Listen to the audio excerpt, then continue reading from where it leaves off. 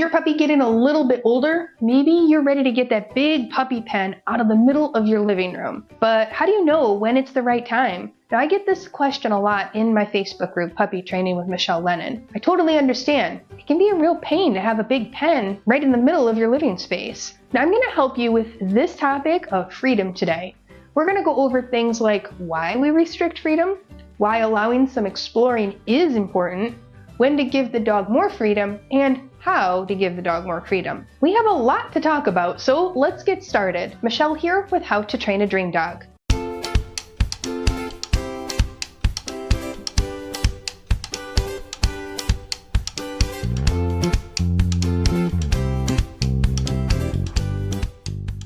Okay, your first step is to hit that subscribe button so you get notified when another great video like this one becomes available. Let's talk about why we restrict freedom. First and foremost, it's really for your puppy's safety. When your puppy is young, and he really has the mentality of a very young baby, but the mobility of a toddler, these two combined means you've got some puppy proofing to do. Now, that puppy is not going to avoid things that he should not have, like cords or hazardous plants. He's also not going to know the difference between his dog toys and your shoe. Your job is to puppy proof and restrict his freedom to keep him safe. Now, if you need some tips on puppy proofing, this is a great video with a lot of examples on how other puppy parents manage this important task. Okay, of course, we also restrict freedom to protect the safety of your home and your belongings too. Now, we don't want your puppy to ruin your nice things, and the more he's able to chew on or get into those things he shouldn't, the harder it will be to break that habit. We also restrict freedom to help with potty training. Now, potty training really is hard to do if your pup has free roam of the house all the time. Restricting freedom is not meant as a punishment for a potty accident, but it's for the human to better watch over the dog and notice the signals that she needs to go out. Dogs are less likely to go potty in areas where they sleep, but that doesn't mean they won't. Some of them are just a little more likely to hold it. Now, you can't count on that, but it can be one of the many tools in your tool belt when working on potty training. Now, if you want to know the other fundamentals of potty training, you're going to want to get the free digital new puppy starter kit. Now, this free digital kit is one of the best resources you're going to find on this topic.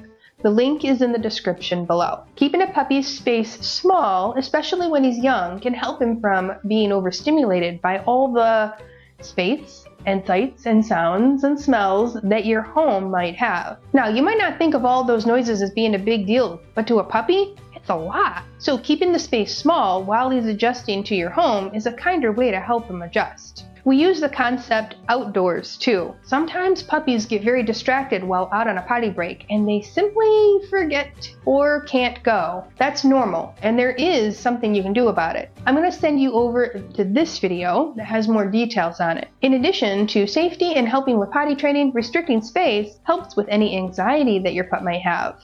Now, when puppies are anxious, we really want them to settle down and rest and relax. But if they have too much space to wander around and pace, they will not be able to do that. Now, we use the crate for just this purpose, to encourage rest and relaxation while you're gone or when it's time for sleep. Okay, so now I've convinced you that restricting freedom is important, but now I want to tell you that exposing your puppy to new things is also important. If you've tuned in to any of my live lessons at 11 a.m. Eastern Time on Mondays, you've probably heard me talk about the imprint period. This is a period of up to about 16 weeks of age when the puppy is really forming some fundamental opinions about the world around them. During this phase, it's especially important that she's exposed to new things in a positive way. And I want you to hear me clearly on that one. I said positive. That means taking it nice and slow and letting her get comfortable at whatever pace or distance is good for her. Now, understanding canine body language is going to be a pretty important part during this process. Getting to know the signs for comfort, fear, anxiety, and more. Now, I have more details on this topic in my online course. It's a lot. I can't possibly cover it all right now. Yep, the link to that course is below.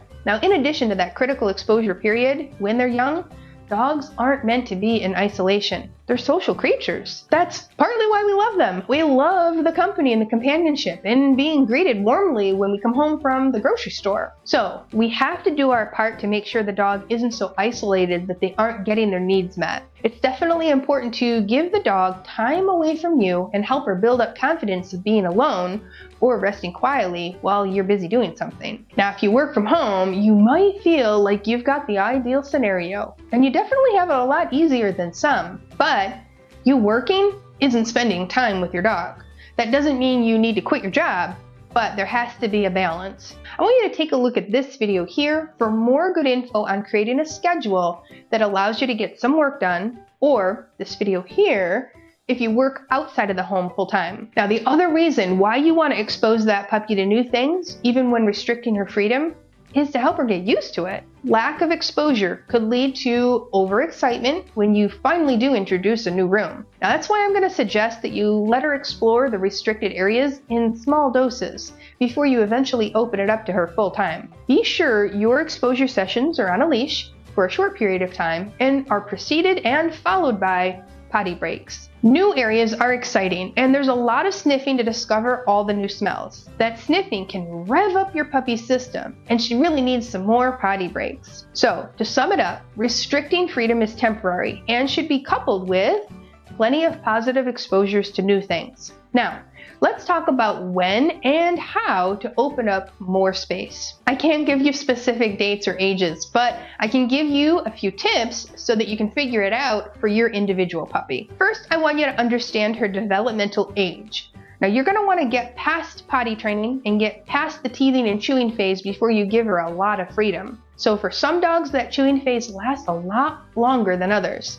I'm looking at you, labs. I also want to make sure you realize that when puppies are very young, they're naturally compliant. You're their whole world. They come to you when you ask them to, they sit nicely, and they might even stay when you ask. But here's what I have to say about that. It's fine until it's not fine. Now, that compliance is soon replaced with curiosity and confidence, and that means the puppy is much more likely to choose a squirrel instead of you, or get up and move instead of staying put. So, if you see your 10-week-old puppy mastering these skills, don't assume your work is done. She's likely to get a lot less compliant as she grows. Now, my online course can teach you the fun training games to help your puppy learn these skills the right way, and for all time. I can teach you to use that early compliance in your favor and keep it going even when exciting things are all around. And through these games, you're going to build up an awesome relationship with your dog. Okay, my next tip is don't open up the space too soon,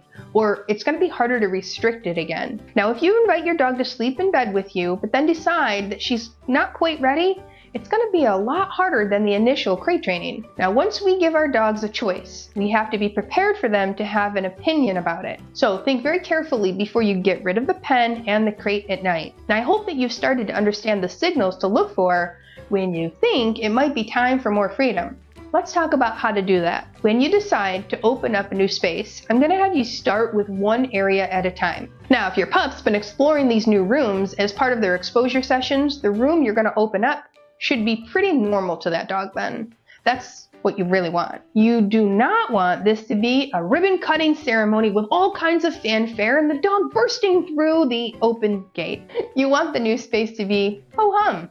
Then the dog simply says, oh, yeah, okay, I think I'll wander in here now. All right, I humanized that just a little bit, but you get the idea. When you open up a new space, do it gradually. Maybe just expand the puppy pen or allow it to flow into another room.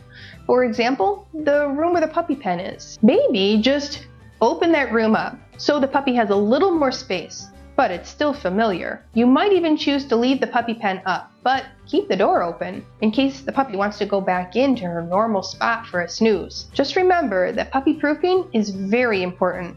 If you're watching the puppy carefully, you're going to notice the spots that you missed. Puppies are good at letting us know where we forgot something. Do not underestimate the power of a puppy who's much lower to the ground and has a snout that can fit into tight spaces. Finally, evaluate any triggers that might cause an accident or a hazard. These are things like kitchen rugs, couch cushions, hanging curtains, shoes. Your dog might be ready for a new room, but not all those exciting things in it. Just remove or restrict those items for now. You'll likely be able to put them back later down the road. Now, I have 2 additional tips I want to talk to you about when thinking of giving your puppy more freedom. More space will not replace training. Now, if your puppy's struggling with the pen and is doing some whining or jumping or crying while in there, opening up the space isn't going to solve the issue. In fact, you could be making it worse by sending the wrong message. You'll need to do some training to build the puppy's confidence in the pen. That comes with specific training sessions designed to increase the duration in there while you're slowly increasing your distance away. This process doesn't actually happen with just one session. It takes time and training. Now, if you're struggling with this, I can help. I can't help in just one short YouTube video, but I can help as part of the online course. We actually just filmed a few new segments on this topic and added them into Module 1. You're going to learn 3 new games to play to help your puppy build up confidence in the pen. And you're going to also learn what to do in case of a panic or an extreme crying session while in there. Now, my last point before I move on is some puppy proofing might be permanent. Just because the dog is older doesn't mean he's going to be magically trustworthy. In my house, we have gates in a few places to restrict the dog's freedom. Harper stays in her room and it's blocked by gates, so the 2 younger dogs don't run in and run all over her and hurt her. She's an old lady, she deserves her peace. I also have a gate blocking off the upstairs because we don't want any dogs up there. Too much stuff to get into. So you just might have to think about any permanent arrangements you want to make in your home. Just remember what I said earlier. Once you open up a new area to your dog, it's going to be really hard to block it off again, so think it through carefully. Before I wrap up today, I'm going to share 2 case studies that I think are going to help you see how to tackle this in your own home. Meet Christine and Oscar. Christine is enrolled in my online course, and she and Oscar worked really hard on all the training games. Kudos, guys!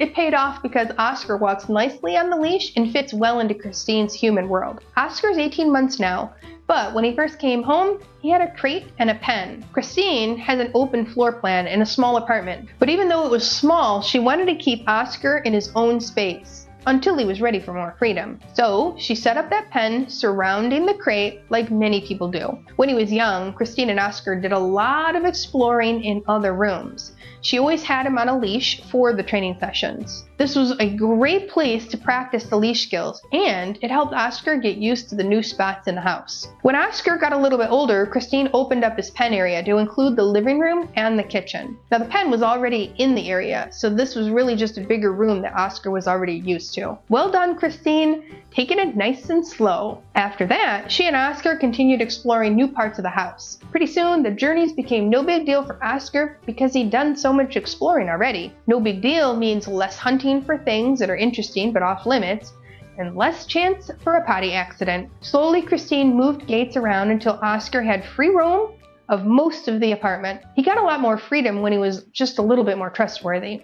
So for Oscar, that was about a year old. Did you notice what I said? Most of the apartment. Just like my household, Christine has some permanent puppy proofing that remains even though he's a little bit older. Christine says that the bathroom is off limits to Oscar and the bedroom is okay, but only when she's in it. Now, it's okay to have different rooms with different rules as long as you're consistent in teaching your puppy what they are. So from Christine's story, you can see the benefits of taking the puppy exploring in your own home. It helps with leash skills in a less distracting environment. It normalizes those rooms for when they will eventually be available. And it's great to expose your puppy to new things when she's learning all about the world. Oh, and these sessions can be done regardless of weather. Win-win. I have one more story that I think you're gonna really like. Meet Megan and Togo.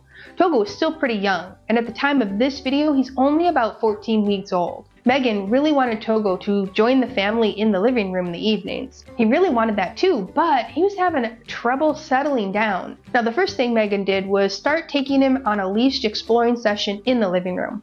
So the room wasn't so new and exciting. She discovered that he was fine being in the room, but whenever she and the kids would sit down, he was jumpy and overexcited. Megan, who's enrolled in the online course at the pro level, she reached out to us for advice. And we taught her the game Sit When I Sit as a way to manage Togo's freedom in the living room. Now, this is an example of what I said earlier. Your puppy might be ready for some freedom, but not quite ready for all the exciting things that happen in that room. Yes, humans sitting on couches can be very exciting for some dogs. So you see in Megan's video that she's working on the game Sit When I Sit. This game is a great one to play with your dog as a training session, which can then be used during the times you'd like to relax, and you'd like your puppy to relax too. Now, one of the reasons this game works so well in Megan's situation is because it teaches Togo what she wants him to do instead. and rewards him when he's done well. Now you can learn more about that concept of managing frustrating behaviors in this video. Now you can see from these situations that there's no one-size-fits-all approach to giving your dog freedom. Now you're going to need to take it at her pace, after plenty of training sessions, and take it nice and slow. What do you think? Are you ready to take your puppy out for some exploring sessions in your home? Just remember to keep it nice and calm. Take it slow and add in a lot of extra potty breaks. I believe in you, and I think you're going to do well for you and your puppy. Okay. In the comments below, tell me which area you're going to be introducing to your dog next.